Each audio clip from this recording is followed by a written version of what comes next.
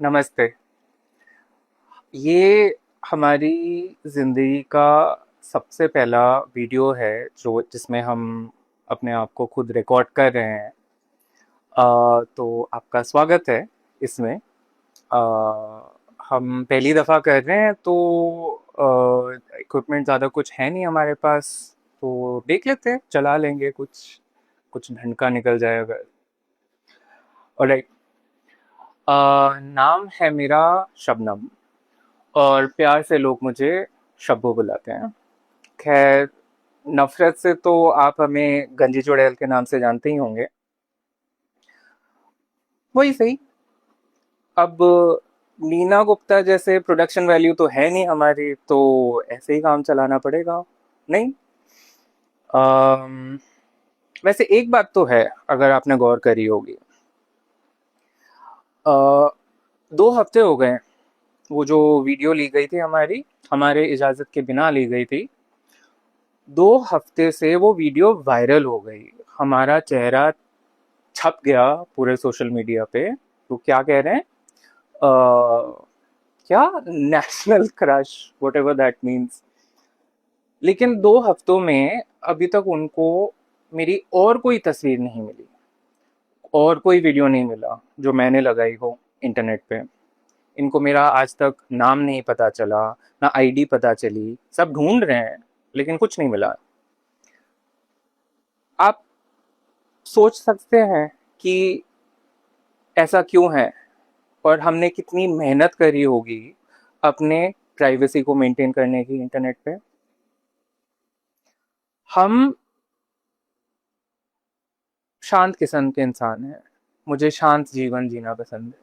हम बैठ के अपना आर्ट और डिज़ाइन का काम करते हैं, पढ़ते हैं, पढ़ाते हैं, वीडियो गेम खेलते हैं और चुपचाप अपने ज़िंदगी शांत। ज़्यादा शोर शराबा मुझे पसंद नहीं है। हमने कभी भी अपना वीडियो या रील कभी भी इंटरनेट पे नहीं डाला, क्योंकि हमें पता है ट्रांस लोगों के साथ क्या होता है। जो हुआ अब तो दिख ही रहा है आपको। क्योंकि ये शक्ल लेके तो हम भी बन सकते थे इन्फ्लुएंसर, बड़ा आसान होता हमारे लिए, 2-4 पैसे हम भी कमा लेते हैं। लेकिन छोड़ दिया सब कुछ।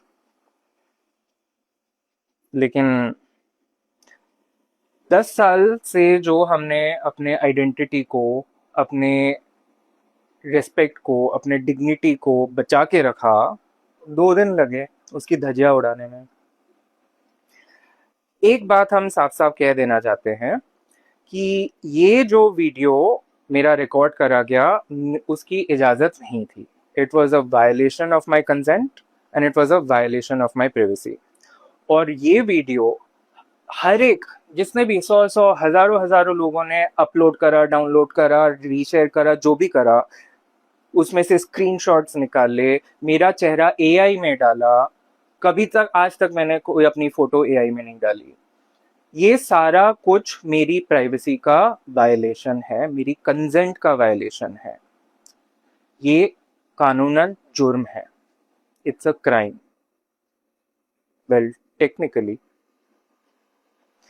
हमारे जैसे लोगों के साथ जुर्म करे लोग तो उसकी कोई सजा नहीं होती है, उसका कोई इंसाफ नहीं होता है।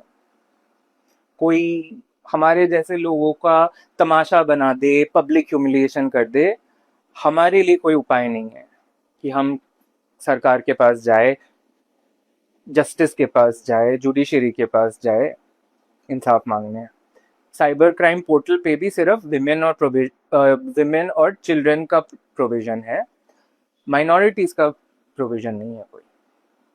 खैर, अब तो 2026 के नाते हम तो माइनॉरिटीज भी नहीं खिला सकते ऑफिशियली। तो हम बताते हैं फिर उस दिन क्या हुआ। लेकिन उस दिन पे जाने से पहले आप थोड़ा बैकग्राउंड भी समझ लीजिए। वो सीजेपी का प्रोटेस्ट नहीं था, वो कोई प्राइड परेड भी नहीं था। 2026 मार्च में सरकार एक बिल ले आई, ट्रांस बिल 2026 जो हम कह रहे हैं, वो इतना ही पिछड़ा हुआ बिल है कि हम आपको बता नहीं सकते, समझा नहीं सकते, उसमें इतनी सारी चीज़ें गलत हैं, जिसके काफ़ी सारे मुद्दे हैं, सारी चीज़ों पे तो हम नहीं जा सकते हैं, लेकिन जो चीज़ हमें अफेक्ट करती है उसका बताते हैं हम आपको। उस बिल के नाते हमें अगर एक माइनॉरिटी आइडेंटिटी चाहिए और हमें सरकार से, कानून से अगर प्रोटेक्शन चाहिए, सेफ्टी चाहिए, क्योंकि आप तो देख ही रहे हैं सेफ्टी की तो ज़रूरत है हम लोगों को, नहीं? और हमारे साथ अगर कोई अन्याय हो, उसके लिए जस्टिस चाहिए, तो उसके लिए हमें माइनॉरिटी तो पहले रिकग्निशन तो करना पड़ेगा ना कि हम माइनॉरिटी है, हम वल्नरेबल हैं ऐसी चीज़ों का। उस कानून के चलते वो कानून ट्रांस बिल कह रहा है कि हम अगर अपना कटवाएंगे तभी हम ट्रांसजेंडर कहला सकते हैं। मतलब अगर हम अपनी कुदरत की दी हुई शरीर का उल्लंघन नहीं करेंगे, उनके हिसाब से छटाई ना करें, अपना शरीर ना बदलवाए, तो हमें कोई सरकार से कोई प्रोटेक्शन नहीं मिलेगा, कोई सेफ्टी नहीं मिलेगा। बेनिफिट्स और प्रिविलेजेस तो छोड़ो, वो तो वैसे भी नहीं मिलता, लेकिन सेफ्टी, प्रोटेक्शन, जस्टिस, ये सब चीजें तो एंटाइटल्ड है ना। गंगाराम में पैदा हुए हैं, दिल्ली में 38 साल से जी रहे हैं यहाँ पे, इतना तो मिलना चाहिए ना सरकार से, चाहे हम कैसे भी हों, जैसे भी हों, लेकिन नहीं। तो और ये बिल मतलब बिना किसी को बताए ले आए पार्लियामेंट में, कोई नोटिफिकेशन नहीं, कोई कंसल्टेशन नहीं, मतलब सरकार का बनाया गया अपना खुद का ट्रांस एडवाइजरी कमिटी, अपना कमिटी बनाया है, हमारे कम्युनिटी के सदस्यों को उस कमिटी के मेंबर बनाए हैं कि वो जब भी सरकार को ट्रांस कम्युनिटी के बारे में कोई भी चीज करनी हो, कोई भी फैसला लेना हो, वो कमिटी बिठाई है कि वो सलाह देंगे। उस कमिटी को तक नहीं बताया। 2 कमेटी के सदस्य कल्कि और ऋतुपर्णा ने इस्तीफा दे दिया इस विरोध में। ये वो तिरस्कार सोचो, लेकिन नहीं, ले आए पार्लियामेंट में और 10 दिन के अंदर फटाक से पास कर दिया, किसी की नहीं सुनी। हम बोलते रह गए, बोलते रह गए, किसी की कुछ नहीं सुनी। ऐसी जबरन मनमानियों से आजादी तो सिर्फ हमें नहीं चाहिए ना, आपको भी चाहिए। आज हमारे ऐसे मनमानी कैसे हक छीन ले गए, कल आपके हक भी छीन लिए जाएंगे, नहीं? तो हम गए प्रोटेस्ट में, ट्रांस बिल का प्रोटेस्ट था उस दिन, सिर्फ ट्रांस कम्युनिटी का और ट्रांस एलाइज का प्रोटेस्ट था वहां पे। प्रोटेस्ट खत्म होने को आ रहा था, तब ये लौंडा आया मेरे पास। अब ये देखिए, जंतर मंतर में हम प्राइड वाइड पे भी जाते हैं, जाते थे पहले। वहां पे भी ऐसे बाई स्टैंडर्स आते थे, उनको भी उत्सुकता होती थी जानने की कि क्या हो रहा है, क्यों आए हैं इतने लोग, किस चीज का जुलूस निकल रहा है, ये सवाल बड़ा पूछते थे। और हम सोचते थे कि हम पब्लिक में आए हैं तो हमारी भी जिम्मेदारी बनती है थोड़ी कि हम बात करें, समझाएं कि क्या हो रहा है। तो ये लौंडा जब आया साइड से, तो मैंने सोचा ऐसे ही कोई पूछने आया होगा, तो हम तो बात करना शुरू करे थे उसके साथ। फिर उसने पूछा, किस बात की चाहिए आजादी? एक बात हम आपको बता दें, कोई भी अगर आपसे पूछे ना कि किस बात की चाहिए आपको आजादी, वो जानकारी के लिए सवाल नहीं कर रहा है, वो सिर्फ आपको भड़काने के लिए सवाल कर रहा है। तो जैसे ही उसने मुझे ये सवाल करा, तब हमने गौर करके देखा कि वो बंदा यहाँ पे खड़ा है मेरे साइड पे, और 5 फीट की दूरी पे 3-4 उसके दोस्त खड़े हैं, मुझे ऊपर नीचे देख रहे हैं और दांत फाड़ रहे हैं। बचपन से हम बुलिंग झेल झेल के तो बड़े हुए हैं, हमें बहुत अच्छे से समझ आता है जब दूरी पे 4-5 बंदे खड़े होते हैं, हाथ फाड़ रहे होते हैं, और उनमें से एक बंदा आके आपसे बात करने की नौटंकी करता है। ये सब बकचोदी हमें बहुत अच्छे से समझ आती है। तो हमें पता चल गया कि ये वीडियो रिकॉर्ड कर रहा है, तो हमने बोला उसे, फक ऑफ, दूर हो जाइए हमसे। और बोला मैंने, फक ऑफ। और क्या बोलना चाहिए ऐसे आवारा कुत्तों को? आरती उतारे बैठ के उनकी। मतलब आप ये सोचिए, सड़क पे अगर कोई महिला खड़ी होती और ऐसे बंदे जाके उनको रिकॉर्ड करने लग जाते, वो और महिला उनको कहती कि आप दूर हो जाइए हमसे, फिर भी उसकी वीडियो रिकॉर्डिंग करके इंटरनेट पे डाल देते हैं, तो इंटरनेट के पे क्या रिएक्शन होता? महिलाओं की इज्जत इज्जत, हमारी इज्जत इज्जत नहीं। हमारा डिग्निटी, हमारा रेस्पेक्ट, हमारी बॉडी इंटेग्रिटी, इन सब वैल्यूज की कोई वैल्यू नहीं है। हमारे शरीर, ट्रांस लोगों के शरीर तो बस खिलौने हैं, सबके खिलवाड़ के लिए, सबके मजाक के लिए।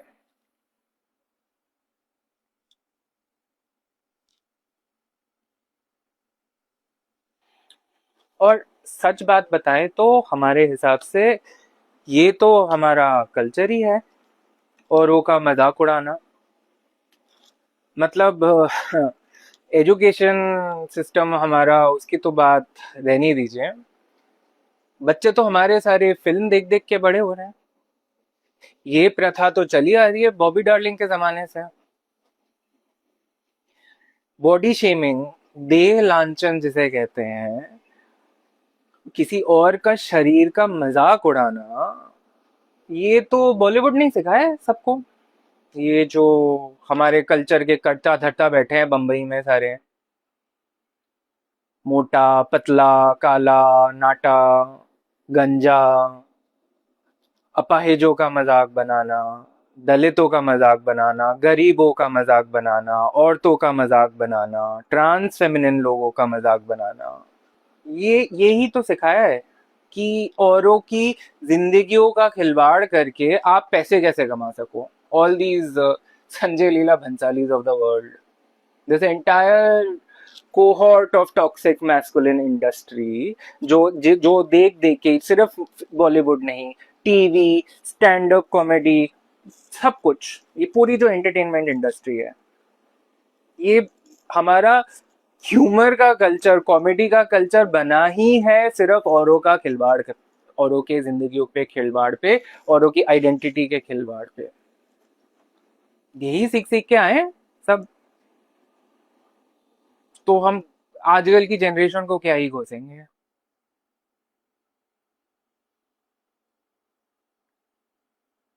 हैं हम गंजे तो उड़ गए आधे बाल, बाकी बाल उड़ा दिए। तो हम पूरी जनता के कॉग्निटिव रेजोनेंस के लिए इस 44 डिग्री की गर्मी में विग पहन के घूमेंगे, और कोई काम नहीं है हमारा। बड़ा उद्धार करा है जनता ने हमारा, और वो भी ऐसी जनता के लिए।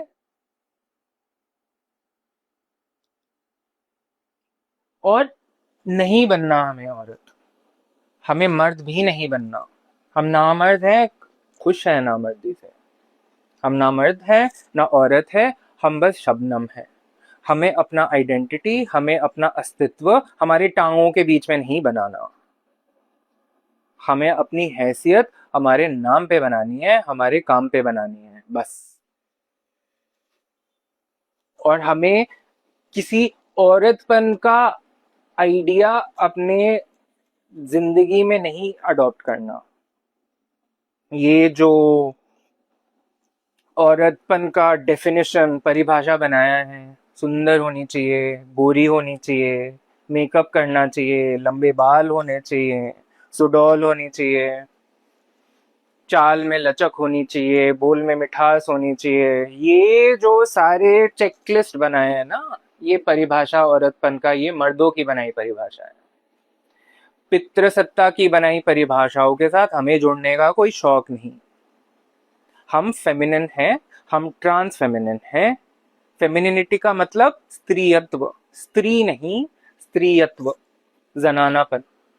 और जनानापन यहाँ होता है, और कहीं नहीं होता है। हमें किसी और का फेमिनिनिटी अपनाने की कोई ज़रूरत नहीं। हमारे रगों में ऑलरेडी काफ़ी फेमिनिटी दौड़ रही है। हमारे अंदर जो फेमिनिटी लेके हम बड़े हुए हैं, वो हमारी जायदाद है, हमें अपनी माँ से मिली है, हमें अपनी नानी से मिली है।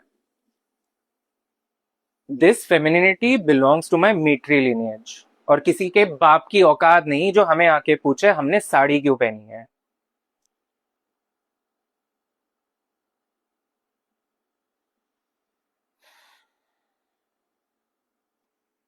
चलिए मुद्दे की बात करते हैं, द बर्निंग क्वेश्चन। जो सवाल सब करे जा रहे हैं, किस चीज की चाहिए आजादी।